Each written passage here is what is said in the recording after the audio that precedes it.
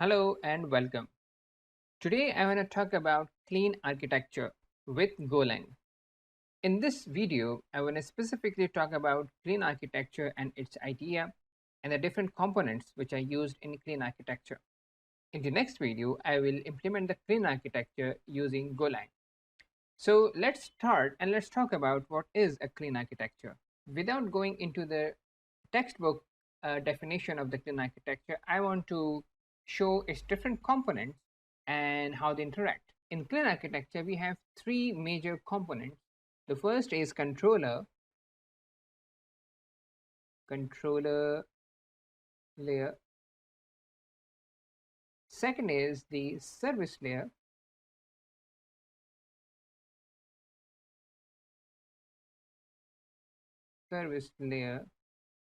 And the third is the data layer.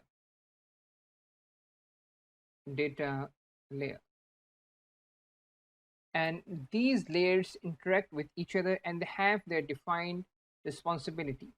So the controller layer is actually responsible for handling requests and doing the routing. The service layer is responsible for handling the business logic of the application. And the data layer is responsible for the database related operation or the data sources, right? So these are the major three layers, and these layers have their own responsibilities and they work within their boundaries. Let's talk about the number of requests you can get, and what different type of request you can get from the user. So for example, you can have a REST request, which is a JSON based request. You can have a GPRC request. You can even get a CLI based request, right? Which is you do it using curl. And you're going to get a request via a mobile device. And controller is actually responsible for handling all these kind of requests. And then it will route that information to the service layer, and then the service layer will route or will invoke the method which is related to the database layer. So in the data layer, your data layer can connect to different data sources. Now those data sources can be of different types. For example, you can have a MySQL data source, a MongoDB, which is a NoSQL data source, Mongo, which is a NoSQL data source. You can have, for example, a text-based data source or CSV file, right, which is a text file. And then all the logic to connect to the database, to insert data, to update data, and to select the data. These all functions are handled by the data layer. We have another concept which is called the domain object, or you can say the models. Now, what are these models or domain objects? These models are actually objects which travel between the layers, which travel from controller layer to service layer and service layer to data layer. So these are called the domain objects, or you can also call them the model objects. So now we have this understanding that we have three layers in a clean architecture, and we have domain objects which are transferred between different layers for their own purpose. Now there is one more concept which I want to discuss here, which is the dependency injection concept. Now, what is this dependency injection? Dependency injection. Let's see. We have different layers, right? We have a controller. We have a controller which actually invokes a service. So you can have multiple services. For example, service 1, service 2,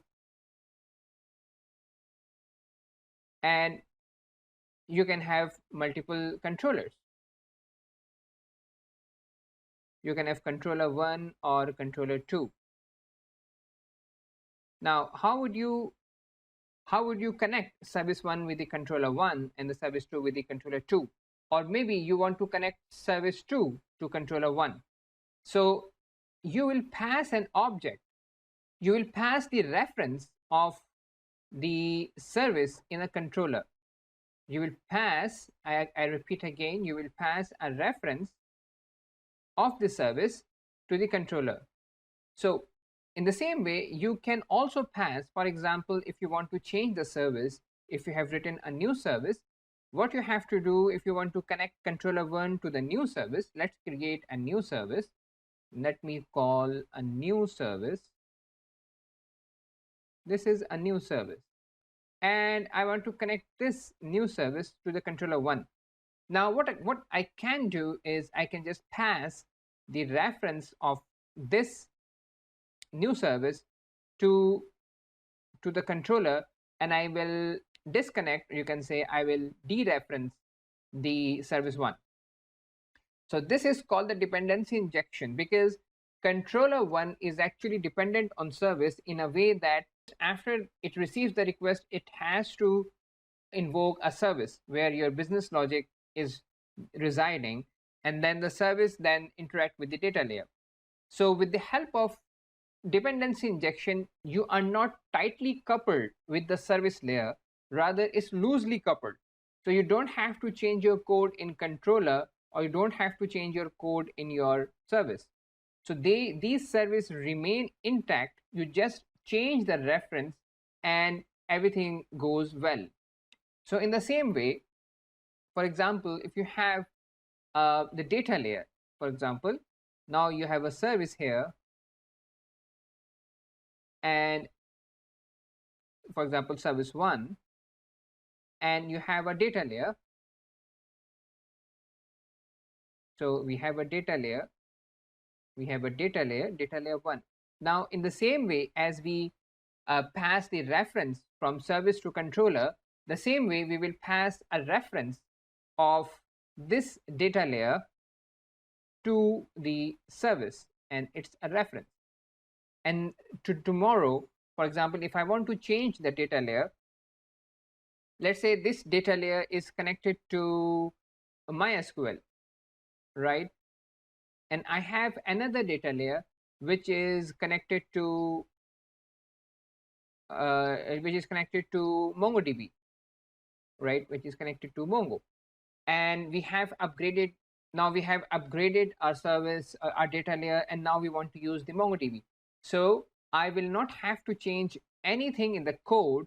I will just reference the new data layer which is connected to the MongoDB, and I will just give a reference, and I will dereference my first connection.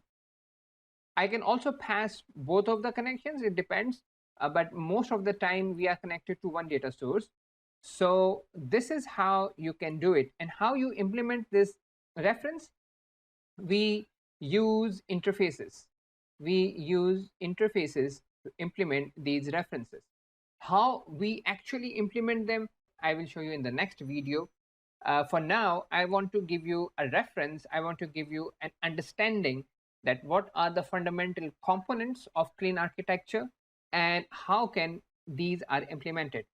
Let's have a quick recap. Now we have controller layer, service layer, and data layer. And these layers are independent of each other, but they are loosely coupled. They are not tightly coupled. Controller layer handles the request and does the routing. Service layer performs the data logic, and data layer handles the database related operations and connects to different data sources. And we have a domain object. The domain object actually is an object which we transfer between different layers. And for dependency injection concept, what we have is we connect different layers via references, and those references are implemented using interfaces. So we will implement all this using Golang in the next video. Let's talk about some of the important points in the clean architecture. It's independent of framework. The architecture does not depend on the existence of some set of library. This allows you to use such frameworks as a tool rather than having to cram your system into their limited constraints. So this means that you are not dependent on any framework. Instead, you can use the framework for your easy development, and then you can implement the clean architecture. Testability, the business rules can be tested without the UI, database, web server, or any other external element. So we have three layers: controller, service, and data layer. We can test all these layers independently without having to depend on the other layer. Independent of UI, UI can be changed easily without changing the rest of the system. The web UI could be replaced with a console UI, for example, without changing the business rules.